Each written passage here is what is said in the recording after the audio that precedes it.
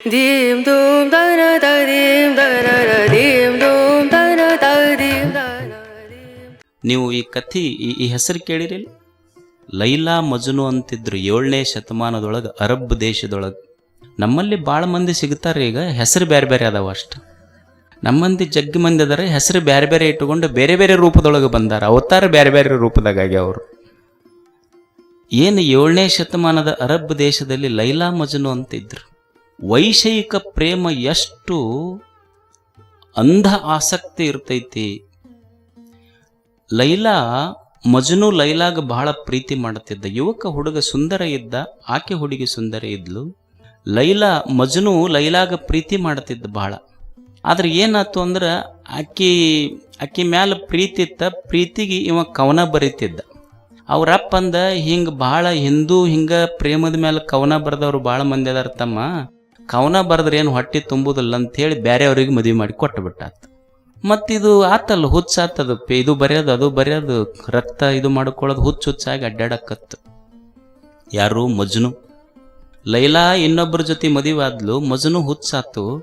ಆ ದೇಶದ ದೊರೆ ಇದ್ನಲ್ಲ, ಇವನ ಸ್ನೇಹಿತ ಇದ್ದ. ಅವ ಮಜ್ನುವಿಗೆ ಕರೆಸ್ತಾನ. ಒಂದು ದಿವಸ ಕರಿಸಂತಾನಲ್ಲ, ನಿನ್ನ ಲೈಲಾ ಅದಳಲ್ಲ, ನಿನ್ನ ಲೈಲಾ ನಾನು ನೋಡೀನಿ, ಆಕೇನು ಅಷ್ಟು ಚಲೋ ಇಲ್ಲ ಹುಡುಗಿ. ಈ ದೇಶದ ಅತ್ಯಂತ ಸುಂದರ 10 ಜನ ಕನ್ಯಾಮಣಿಗಳನ್ನು ಕರೆಸ್ತೀನಿ, ಅವ್ರೊಳಗೆ ಯಾರಿಗಾರ ಒಬ್ಬರಿಗೆ ನಿಮ್ಮ ಮದುವೆ ಆಗು. ಅವಾಗ 10 ಜನರಿಗೆ ಕರ್ಕೊಂಬಂದು ನಿಂದಿರಿಸ್ತಾನ. ನೋಡೀಗ ನಿನ್ನ ಲೈಲಾನಂತೂ ಮದುವೆ ಆಗೈತಿ, ನೀ ಯಾರಿಗಾರ ಒಬ್ಬರಿಗೆ ಇಷ್ಟಪಟ್ಟವ್ರಿಗೆ ಮದುವೆ ಆಗು, ನಿನ್ನ ಲೈಲಾನಕ್ಕಿಂತ ಇವರು ಅತ್ಯಂತ ಸುಂದರ ಅದಾರ. ಮಜ್ನು ಅಂತಾನ, ನೋಡು ಮಹಾರಾಜ, ಲೈಲಾ ಸುಂದರ ಕಾಣಬೇಕಾಗಿದ್ರ ಲೈಲಾ ಮಹಾರಾಜನ ಕಣ್ಣಿನಿಂದ ನೋಡಿದ್ರೆ ಸುಂದರ ಕಾಣೋದಿಲ್ಲ, ಮಜ್ನುವಿನ ಕಣ್ಣಿನಿಂದ ನೋಡಬೇಕು, ಅಂದ್ರೆ ಸುಂದರ ಕಾಣುತ್ತಾಳಕ್ಕೆ. ಅಷ್ಟು ಆಸಕ್ತಿ ಇತ್ತು. ಅದಕ್ಕೆ ನೀವು ಈ ಶಬ್ದ ಅನ್ನೋದಿಲ್ಲ, ಲವ್ ಈಸ್ ಬ್ಲೈಂಡ್ ಅಂತಾರೆ. ಕೇಳಿರೇ ಇಲ್ಲ? ಆಗೈತೆ ಇಲ್ಲ ನಿಮಗೆ? ಲವ್ ಈಸ್ ಬ್ಲೈಂಡ್ ಅಂತಾರೆ. ಅಲ್ಲ, ನೀವು ಕೇಳ್ರಿ, ಮಜಾ ಎಷ್ಟೈತಿದು ಅಂದ್ರೆ, ಪ್ರೇಮ ಕುರುಡು ಅಂತೀವಿ. ಪ್ರೇಮ ಕುರುಡು ಹೆಂಗಾಗತ್ತ?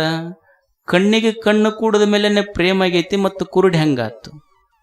ನೀವು ಪದ ಕೇಳಿರಿಲ್ಲ, ಅದೇನೋ ಹಾಡ್ತಾರಲ್ಲ, ಕಲ್ಲೇಟಿಗಿಂತ ಅಂತಂದು. ಬಿದ್ದವಿಲ್ಲೇಟ್?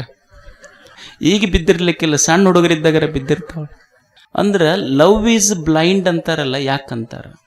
ಅಲ್ಲ, ಮೊದಲ ಕಣ್ಣ ಕೂಡೈತಿ, ಮೊದಲು ಮುಖಾಮುಖಿ, ಮೊದಲು ಕೂಡೈತಿಲ್ಲ, ಮೊದಲು ಮುಖಾಮುಖಿ ಆಗೈತಿ. ಆಮೇಲೆ ಚಂದ್ರಮುಖಿ ಆಯ್ತು. ಮೊದಲು ಮುಖಾಮುಖಿ ಆಯ್ತು, ಆಮೇಲೆ ಚಂದ್ರಮುಖಿ ಆಯ್ತು, ಆಮೇಲೆ ಕಮಲಮುಖಿ ಆಯ್ತು, ಆಮೇಲೆ ಸೂರ್ಯಮುಖಿ ಆಯ್ತು, ಆಮೇಲೆ ಜ್ವಾಲಾಮುಖಿ ಆಯ್ತು. ಮದುವೆ ಆದ್ಮೇಲೆ ತೆಕ್ಕೆ ಮುಖಿ ಆಯ್ತು. ನೋಡ್ಕೊಂಡು ಮೊದಲು ಬರೀ ಮುಖಿನೇ ಇತ್ತದು, ಆಮೇಲೆ ತೆಕ್ಕಿ ಮುಖಿಗೆ ಬಂತು ನೋಡ.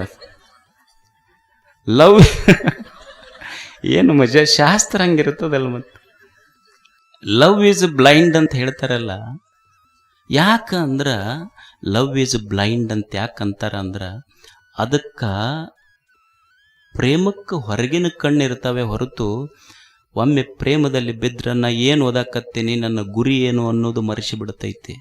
ನಮ್ಮಪ್ಪ ನನ್ನವ್ವ ತಾನು ತಂಗುಳುದುಂಡು, ತಾನು ಹಳೆ ಬಟ್ಟೆ ಉಟ್ಟು, ನಮ್ಮಪ್ಪ ನನಗೇನು ಓದಿಸಾಕತ್ತಾನ ಅದ್ರ ಕನಸು ಮುರಿತಾವ ಅಷ್ಟು.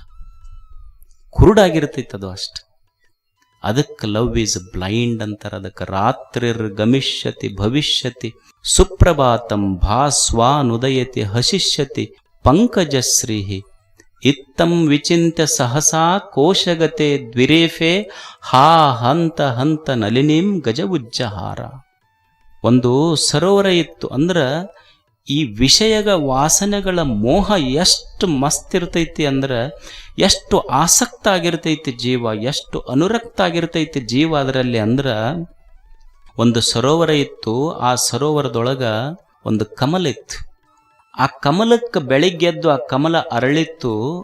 ಒಂದು ಸಣ್ಣ ದುಂಬಿ ಅದು ಏನು ಅನಿಸಿತ್ತು ಅಂದ್ರೆ, ಆ ಕಮಲದ ಮೇಲೆ ಹೋಗಿ ಕುಂತು, ಮಕರಂದ ಹೀರ್ತಾವಲ್ಲ ದುಂಬಿಗಳು, ಕುಂತು ಆ ವಿಷಯದ ವಾಸನೆ ಮಕರಂದ ಹೀರೋದ್ರೊಳಗೆ ಎಷ್ಟು ಮಗ್ನಾತು ಅಂದ್ರೆ, ಆ ಕಮಲಗಳು ರಾತ್ರಿ ಮುಚ್ಚುತ್ತವ, ಬೆಳಿಗ್ಗೆ ಸೂರ್ಯೋದಯಕ್ಕೆ ಅರಳುತ್ತವ.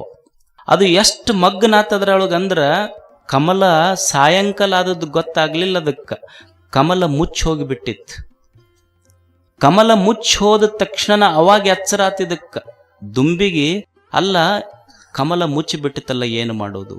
ಅವಾಗಂತೈತಿ ರಾತ್ರಿರ್ ಗಮಿಷ್ಯತಿ ಭವಿಷ್ಯತಿ ಸುಪ್ರಭಾತಂ.